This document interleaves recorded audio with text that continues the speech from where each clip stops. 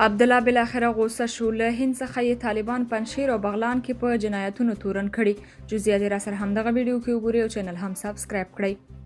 ډاکټر عبدالله له هند څخه د طالبانو وروستي اقدامات غندلي او جنایت یې بللی. عبدالله په خپل فیسبوک پاڼه کې لیکلي چې په افغانستان کې د وروستیو ورځو د غمجنو پیښو مستند خبرونه په ډاګه کوي چې په پنجشیر، تخار، اندراب او خوست ولایتونو کې پوځیانو د مظلومو ملکي وګړو وژل او شکنجه کول په سیمه کې محاکمه کړي چې په کورنیو او نړیوالو برخو کې غندل شوي دي.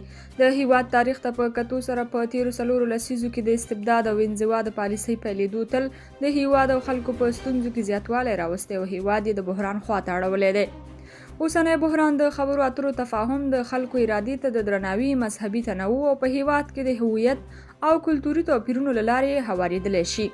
موږ یو ځل بیا ټینګار کوو چې د غیر انساني سیاستونو دوام، د نجونو او ښځو په وړاندې د زور زیاتي، ډارولو او محدودیتونو دوام به هیواد نور هم منزوي کړي او توکمیز تاوتریخوالی به زیات کړي چې افغانستان به کورنۍ جګړې ته لار هواره کړي.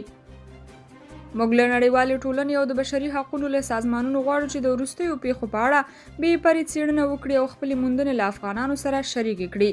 یو شمېر هیوادوال وایي د عبدالله له لیکنې ښکاري چې نوموړی بیرته افغانستان ته نه راځي او ښایي له بهر څخه د طالبانو پر ضد د ائتلاف غړی شي.